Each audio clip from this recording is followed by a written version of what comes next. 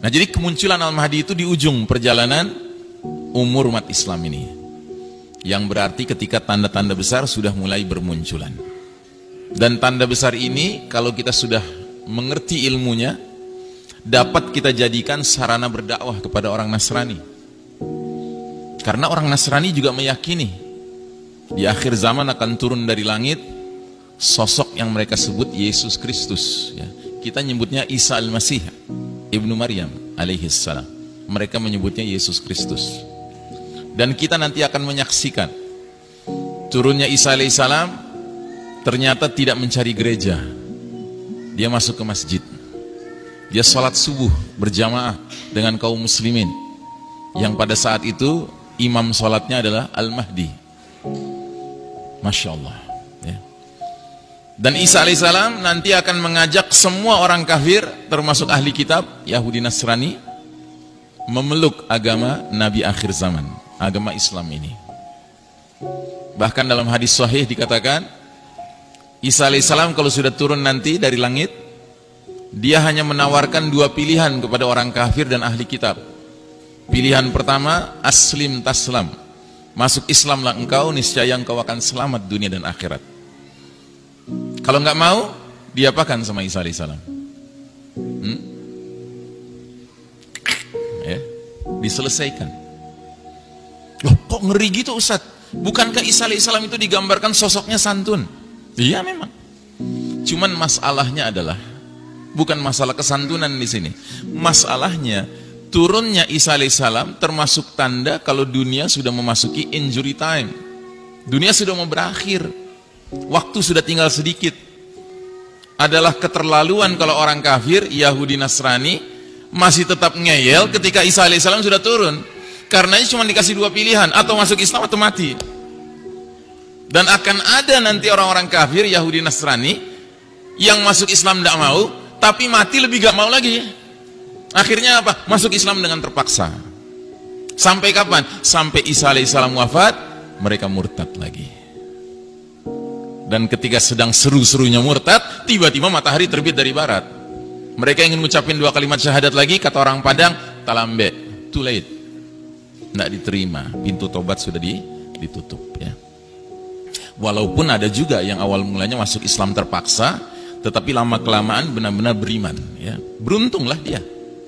Ada hadis mengatakan, Nabi bersabda, kelak nanti kalau perang antara kaum muslimin dengan Yahudi, maka kaum muslimin akan berada di sebelah timur Nahrul Urdun, sungai Jordan. Dan Yahudi akan berada di sebelah barat dari Nahrul Urdun, sungai Jordan. Anda tahu, waktu Nabi menyampaikan hadis ini, para sahabat heran, apa itu Urdun, apa itu Jordan? Nggak ngerti mereka, karena zaman itu belum ada Jordan, Pak. Kita sekarang ngerti. Artinya apa? Nabi itu jangan ditanya, dia tahu tidak tahu tentang Amerika. Ya jelas tahu kalau dikasih tahu sama Allah. Tapi dengan tidak adanya hadis itu, kita perlu menduga kuat, jangan-jangan Amerika pada masa itu sudah nggak ada. Karena apa? Terbenam.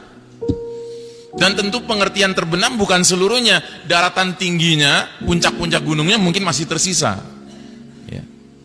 Termasuk wilayah Indonesia yang kita cintai karena Allah ini. Maka kalau ada di antara Anda yang berpikir, wah kalau gitu kita harus siap-siap. Bukan, kita harus siap-siap mengantisipasi pembenaman ini dengan cara kita bangun kampung akhir zaman di puncak-puncak gunung. Misalnya kita ke Merapi gitu ya, silakan. Karena ada hadisnya juga, Nabi bilang, kalau kalian sudah hidup di era fitnah, bawalah hewan kambing kalian, domba kalian ke puncak-puncak gunung, ya kan? Uzlah, kan begitu.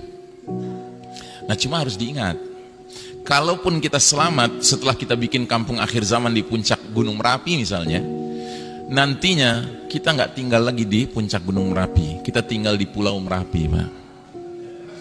Kenapa? Karena sekeliling kita air, ya toh? Gitu.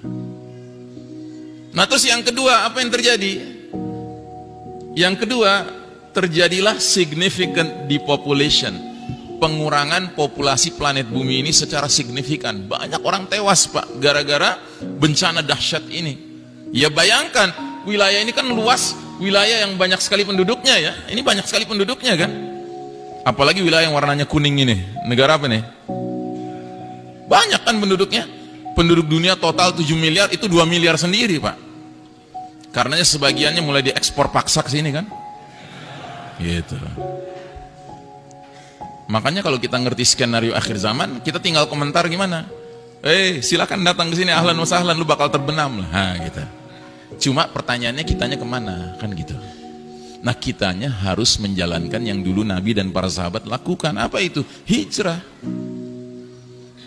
Hijrahnya kemana? Ya ke tempat pemimpin kita akan muncul. Siapa pemimpin kita? Al-Mahdi yang kita sedang bicarakan sekarang ini. Nah, Al-Mahdi munculnya di mana? Al-Mahdi muncul awalnya di Mekah.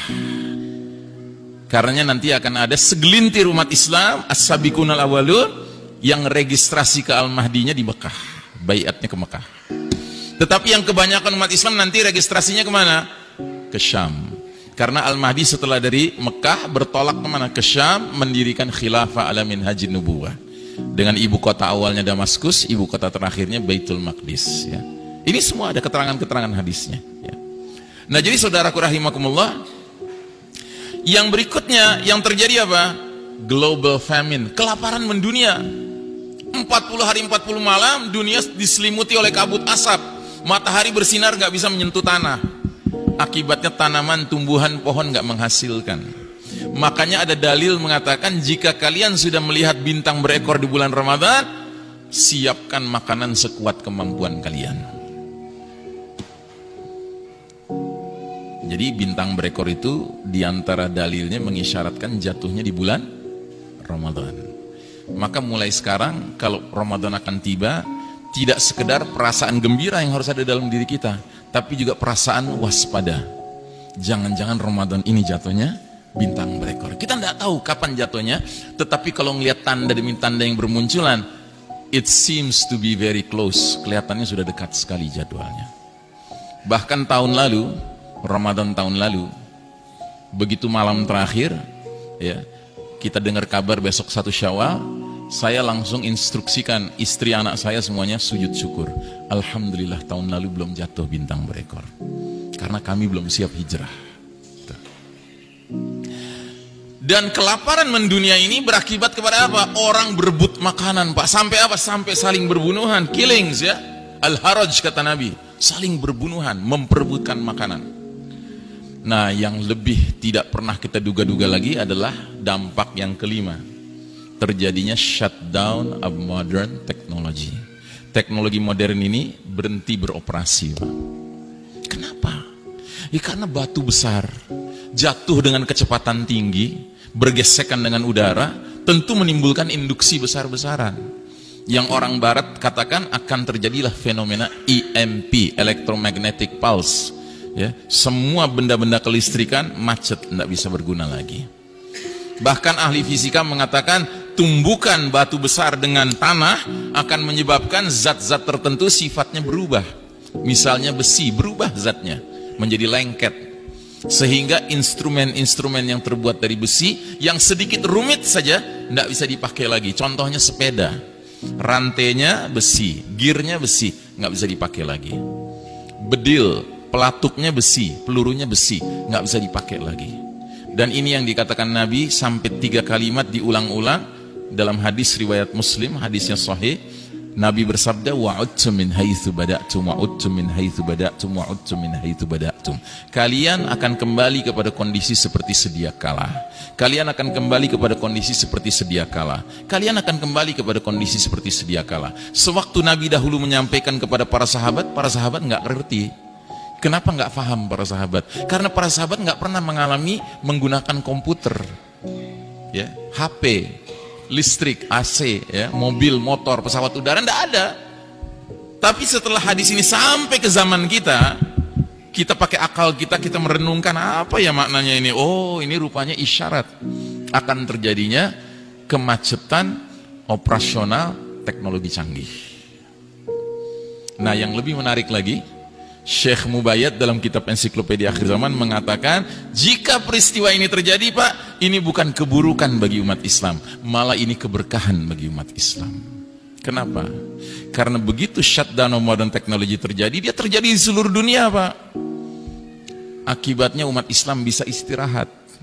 dari perlombaan mengejar ketertinggalan barat kafir di bidang teknologi. Sebuah perlombaan yang pada hakikatnya nggak akan pernah kita menangkan, Pak. Kenapa? Karena barat kafir curang. Mereka nggak rela kita menang. Jangankan menang, Pak, setara saja sama mereka nggak boleh kita, Pak. Buktinya apa? Kalau putra-putra muslim, muslimah berangkat ke Eropa, ke Amerika belajar, ke kampus-kampus mereka, kalau dia brilian, nggak diizinkan pulang, Pak. Kalau perlu dikasih warga negara sana, ya kan? Disedot otaknya supaya nggak bermanfaat bagi negeri kaum muslimin. Ya, mereka nggak ridho, Pak, kaum muslimin ini maju di bidang teknologi canggih.